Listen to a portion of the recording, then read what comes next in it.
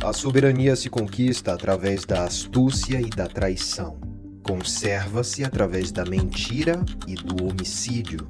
Perde-se pela lealdade e pela compaixão.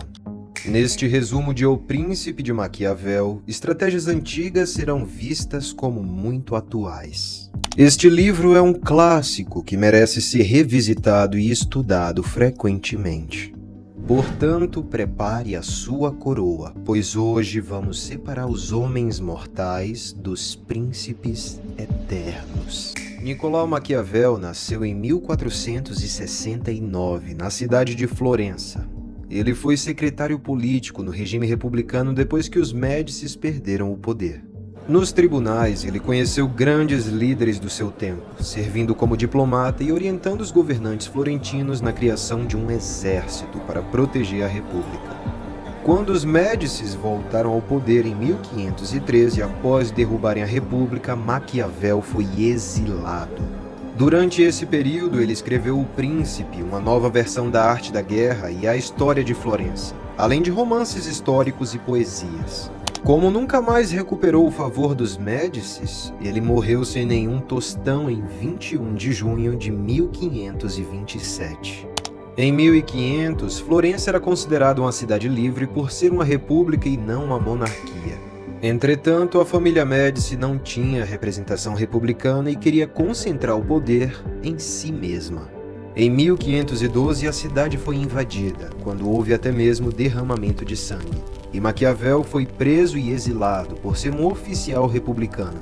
Ele escreveu O Príncipe em 1513, durante seu exílio, mas sua obra não foi publicada até 1532, 5 anos após a sua morte. Em 1513, ele se conformou com o fato de que Florença seria governada por um príncipe e assim começou a buscar um meio de se aliar ao novo governante para conseguir uma boa posição e liberdade política. Maquiavel não se tornou um conselheiro, mas deixou seu legado. Este resumo de O Príncipe condensa suas principais ideias. Ele mudou a forma de ver a política, tratando ela como se fosse uma estratégia para a manutenção do poder. Para entender melhor não apenas o resumo, mas a obra em si, alguns conceitos-chave precisam ser esclarecidos primeiro.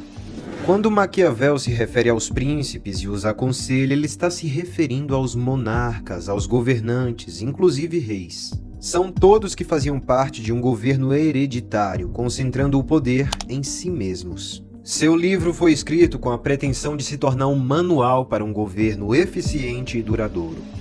Os fins justificam os meios. Esta frase não está escrita no Príncipe de Maquiavel, mas se tornou uma interpretação comum da obra como um todo. Dizer que os fins justificam os meios é dizer que, se for para manter a sua autoridade, o governante pode fazer o que quiser em seus domínios. A virtude que o Maquiavel tanto cita nesse livro não é virtude no sentido clássico, no qual o homem luta pela excelência e não tende nem aos vícios dos excessos nem aos vícios dos defeitos, constituindo um meio termo. Antes de assistir esse resumo de O Príncipe, é necessário entender que virtude é a habilidade e a inteligência para governar. Ele deve visar a harmonia e a paz em seu reinado. Se um governante tem virtude, ele tem a capacidade de controlar e superar as dificuldades impostas ao seu governo, criando estratégias para permanecer estável. Em alguns momentos vai precisar ser piedoso e bom, em outros será severo e cruel. Já a fortuna está relacionada à ideia de acaso e de sorte. Os príncipes devem estar atentos à roda da fortuna, ora favorável ao seu governo, ora um obstáculo. Por esta razão, o príncipe precisa sempre estar atento, desenvolvendo sua virtude para obter boas oportunidades, mesmo que a roda da fortuna não lhe seja favorável. O livro O Príncipe apresenta ao leitor os detalhes dos principados da época. Maquiavel os dividiu em hereditários, civis ou eclesiásticos. A intenção da obra é ensinar aos príncipes como chegar ao poder e não perdê-lo, não perder seus territórios.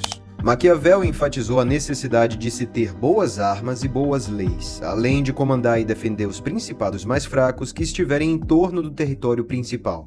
Esta medida é preventiva, pois fortalece a fronteira contra possíveis inimigos. Os principados hereditários são mais fáceis de governar. Eles já são vistos como sendo de famílias que têm o direito ao poder. Os principados novos são os primeiros de alguma família ou são recentes porque foram conquistados por outros estados que têm seus príncipes hereditários. Neste caso, o principado é considerado misto. Os principados novos encontram mais dificuldade para se estabelecerem, pois eles vão precisar de apoio para manter o território conquistado. Caso um cidadão particular se torne o príncipe da sua pátria, o seu governo será chamado de principado civil. Será necessária uma grande astúcia, governando em benefício do povo e não dos poderosos. Se o povo for hostil, eles vão abandonar o príncipe. Os principados eclesiásticos são adquiridos pela virtude ou pela fortuna e são mantidos pela religião. Eles permanecem fortes e estarão sempre no poder. Além disso, eles não precisam ser defendidos, pois são considerados seguros e felizes. Nesses exemplos, o poder é aumentado com mais armas e mais virtudes. Para ganhar forças, o príncipe precisa considerar como inimigos todos aqueles que se incomodaram ou se ofenderam por terem sido conquistados.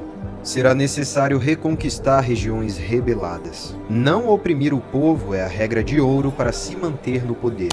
Os súditos precisam ver o príncipe como alguém que promove a segurança e a estabilidade. O príncipe sábio se certificará de que o povo sempre precise do Estado e o veja como o provedor de suas necessidades. Os problemas do Estado são como a tuberculose. É fácil de tratar no início, mas muito difícil de detectar. Com o tempo, o diagnóstico se torna muito mais fácil e o tratamento muito mais difícil. Por esta razão, é necessário prevenir a ocorrência de problemas. Outro passo da estratégia de Maquiavel é não mudar os costumes, as leis e os impostos das províncias conquistadas por povos de costumes iguais. No entanto, os novos governantes terão dificuldades. Para amenizá-las, será necessário habitar a província, dominar as desordens e estabelecer colônias. Se o príncipe dá aos seus súditos uma boa condição de vida, alimento e trabalho, ele é amado.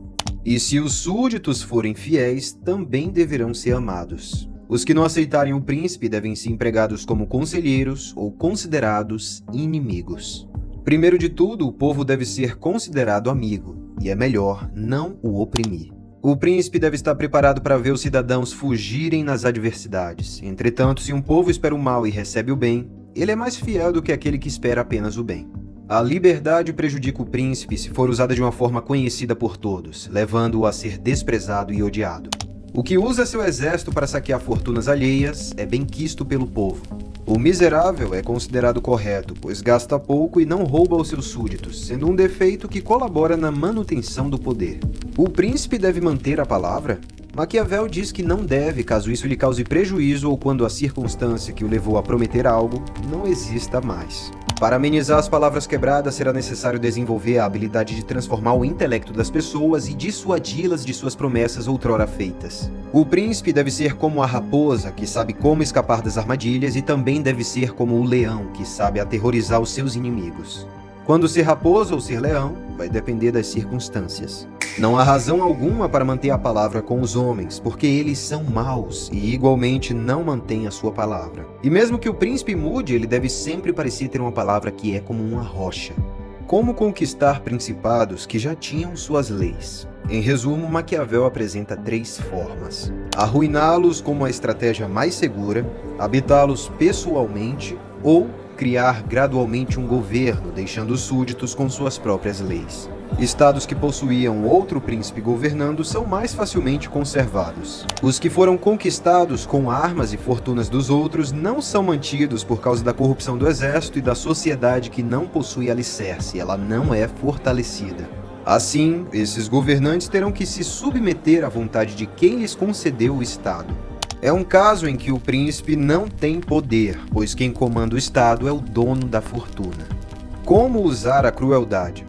O governante deve agir difundindo a fama de ser cruel, já que os príncipes, em geral, querem manter um ar de piedade. Segundo Maquiavel, um bom príncipe não deve se preocupar se seus súditos o considerem cruel, pois isso os manterá unidos e fiéis. Para sustentar a reputação de crueldade, ele cita os exemplos dos governantes que permitiram o nascimento da desordem por um excesso de piedade. Os que alcançam o poder por meio de crimes não são celebrados como homens de virtude, mas Maquiavel descreveu 2 possibilidades para o uso da crueldade. Se o crime for de extrema necessidade, a maldade é justificável se depois disso apenas o bem for praticado. Se o crime se perpetuar, o príncipe faltará com escrúpulos.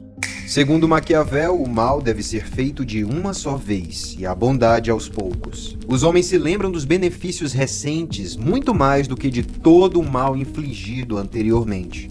A Itália do século XVI estava em péssimas condições por ter confiado suas forças às milícias e aos mercenários. O amor é preservado pelo vínculo de obrigação, que é quebrado quando os homens o acham necessário. O medo mantém os súditos unidos por causa do medo do castigo, que não desaparece. O objetivo principal do príncipe é cuidar da arte da guerra, da sua organização e da disciplina. Os que não pensam na guerra perdem seu estado, os que pensam tornam-se príncipes ou aumentam o seu poder. A organização das tropas deve acontecer pensando constantemente na guerra, sendo mantidas organizadas e treinadas. Nem mesmo em tempos de paz um exército deve estar ocioso. A força de um principado deve ser medida de acordo com o poder do seu exército, ou seja, pela força das suas armas. Reinados com muita fortuna e muitos homens devem ter um bom exército. Se um príncipe não tiver bons fundamentos, ele cairá na ruína. Poder e prestígio vêm das boas armas, que são a condição para que existam boas leis. Maquiavel não recomenda o uso de tropas mercenárias e auxiliares, pois elas são desunidas, ambiciosas e infiéis. As boas tropas dependem da presença do príncipe e da atuação como seu capitão. O perigo das tropas mercenárias é a covardia, e o das auxiliares é o seu valor. As tropas auxiliares não são boas, porque são chamadas para combater outro principado mais poderoso. Em caso de derrota, o principado estará arrasado, porém se vencer, ficará refém das tropas que te ajudaram. As armas dos outros não só são danosas e prejudiciais, como também são motivos de vergonha e constrangimento. O principado não será seguro e estável se não estiver fundamentado em suas próprias forças. O príncipe deve aprender a não ser muito bom e piedoso, assim como deve ser prudente e fugir dos vícios que o levariam a perder o seu poder. De acordo com Maquiavel, é melhor que o príncipe seja mais temido do que amado. Segundo ele, o governante temido mantém o povo em paz, unido e leal. É preferível que o indivíduo seja prejudicado do que todo o reino, por causa da fraqueza de um príncipe piedoso. Os homens traem facilmente as suas amizades e são bons quando lhes convém. A natureza humana é ingrata, inconstante e teme o perigo. Mas ser temido não é o mesmo que ser odiado. O melhor caminho é o caminho do equilíbrio, com prudência e humanidade. É muito inteligente não confiar demais nas pessoas. O príncipe deve saber quando ser bom e quando ser mau, punindo com leis ou com violência.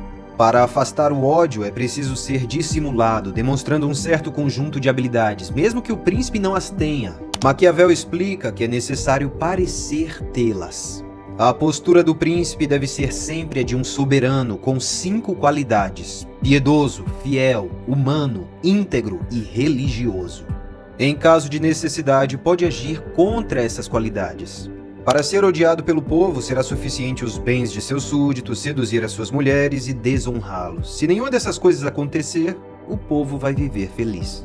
Já para ser amado pelo povo, o príncipe deverá manifestar atos de grandeza e coragem em ações irrevogáveis. O povo também precisará de distrações, como festas e espetáculos, o famoso pão e circo.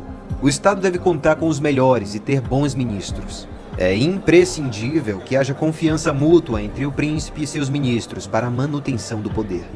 Os conselheiros devem ser sábios e devem falar somente quando solicitados. O príncipe, por sua vez, deve escutá-los e manter a prudência. Mas lembre-se sempre, os conselheiros não podem receber muito poder, pois o povo estará confuso sobre quem é seu senhor. A França, segundo Maquiavel, teve vários barões locais que faziam com que o rei tivesse pouca autoridade. Em resumo, o príncipe deve estar constantemente atento quanto às armas, evitar a inimizade do povo e saber se defender dos grandes. Ao seguir essas instruções, o seu principado nunca será perdido, segundo o Príncipe de Maquiavel.